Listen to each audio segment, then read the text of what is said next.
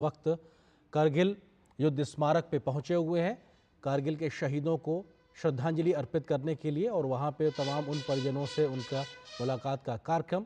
और ये तस्वीरें आप इस वक्त देख रहे हैं जो कि कारगिल वॉर मेमोरियल से आई हैं, जो द्रास सेक्टर में बना है। कारगिल युद्ध में शहीद होने वाले 526 सैनिकों की शहादत को सलाम करते हुए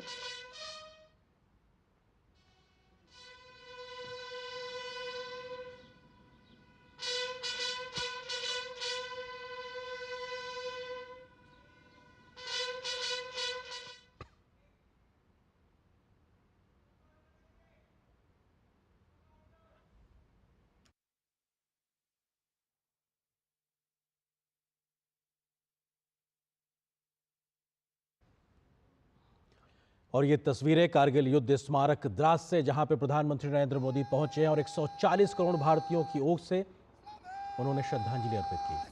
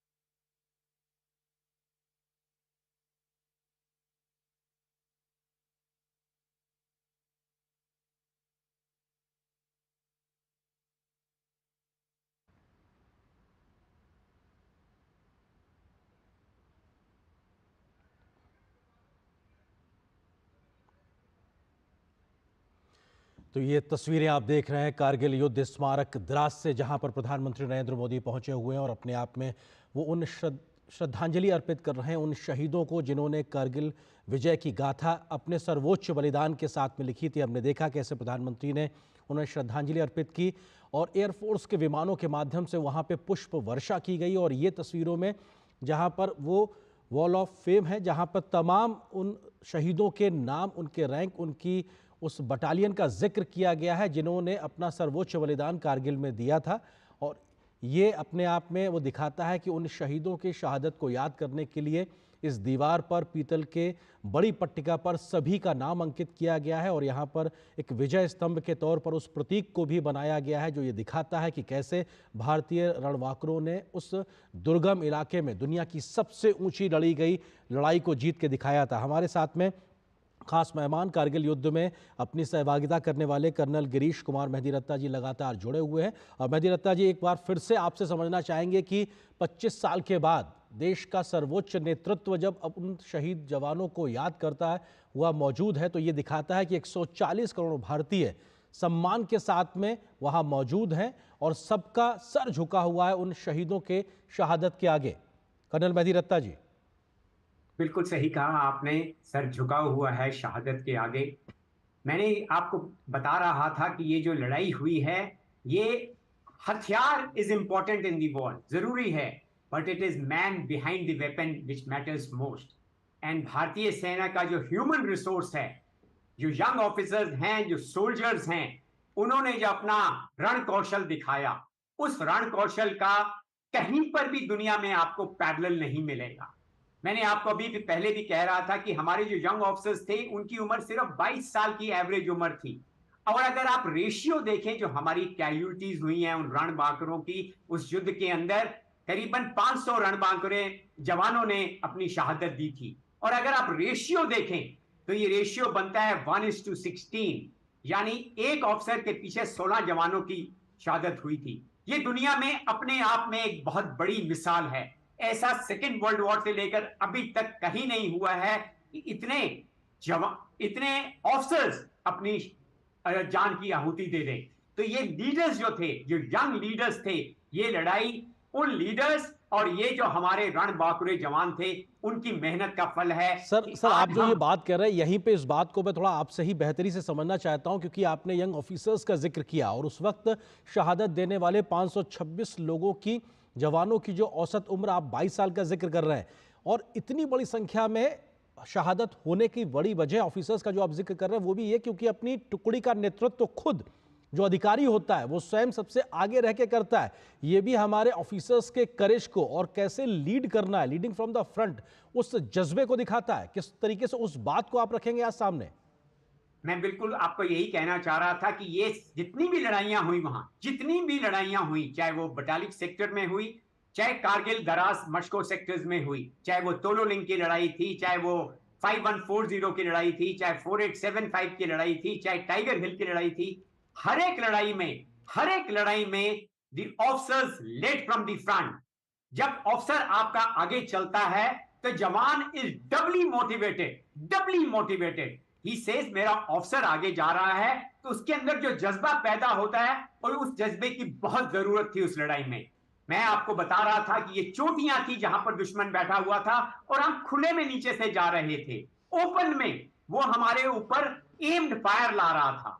उसी के बारे में मैं पहले भी बात कर रहा था कि 3 मई से लेकर 13 जून तक हमें सक्सेस इसलिए नहीं मिली थी कि हमारा तोपखाना वहां पूरे तरीके से नहीं पहुंचा था। मगर जब हमारा तोपखाना वहां पहुंचा और दुश्मन का हमने सिर नीचे कर दिया, उसके बाद हमारे रणबांकुरों को रोकने वाला कोई नहीं था। यही मैं कहना चाहता हूं कि दुश्मन के जो 80% कैजुअलिटीज, 80% कैजुअलिटीज कारगिल वॉर में जो हुई हैं, वो आर्टिलरी फायर से हुई हैं। और उसके बाद हमारे लीडर्स और हमारे रणबांकुरों ने जो कार्य कुशलता दिखाई, जो रण कौशल दिखाया, उसकी मेन वजह यही है आज कारगिल की सारी चोटियां जिन पे दुश्मन हमारे ऊपर निफेरियस डिजाइन्स लेके आया था, सब हमारे पास वापस हैं। जी सर, आप जो बात कह रहे हैं अपने आप में जब उसको सुन रहे हैं तो रोंगटे खड़े होते हैं, क्योंकि वो दृश्य अनायास ही मन में कौंधने लगता है कि कैसे दुर्गम परिस्थितियों में हमारे रणबांकुरों ने इस वीर गाथा को अंजाम दिया। वहां पर उस शहादत के साथ में देश के मान सम्मान, तिरंगे के मान सम्मान के लिए उन्होंने सर्वोच्च बलिदान दिया है। कौन से बड़े पड़ाव आप देखते हैं? आपने एक बात का जिक्र किया कि जब तोपखाने की एक तरीके से वहां हमारी मौजूदगी हुई, वहां से पाकिस्तानियों के पैर पीछे होना शुरू हुए, उसके बाद में तोलोलुंग की पहाड़ियां हो या फिर टाइगर हिल पर पुनः कब्जा करना या अपनी मौजूदगी दर्ज कराना, आपको लगता है कि ये कुछ बड़े ऐसे टर्निंग पॉइंट्स थे जिसकी वजह से हमारे जवानों ने जो कारनामा किया उसने पूरी कहानी पलट के रख दी? कैसे आप याद करते हैं इन तमाम बड़े पड़ाव को? बड़ा पड़ाव मैं कहना चाहूंगा, ये तोलोलिंग की बैटल थी, दैट लेड द फाउंडेशंस। उसने नींव रखी थी हमारी जीत की, और वो नींव तभी रखी गई थी जब हमने एक नया कॉन्सेप्ट आर्टिलरी फायर में लाए थे। 100 गन्स, आप अंदाजा भी नहीं लगा सकते, 100 गन्स हम एक टारगेट के ऊपर मार रहे थे। Almost 9,000 rounds were fired on the Tololing feature in a matter of couple of hours. कुछ ही घंटों में 9,000 गोले अगर आप एक टारगेट के ऊपर मारते हैं, तब अंदाजा लगा लिए it is something like a micro nuke which has been fired. और जो हमने पाकिस्तान सेना के इंटरसेप्ट पकड़े, वो इंटरसेप्ट में यही बोल रहे थे कि हिंदुस्तान की आर्टिलरी ने, हिंदुस्तान के तोपखाने ने हमारे ऊपर कहर ढा दिया है, हमें बचाओ। वो अपने सीनियर्स को ये बता रहे थे।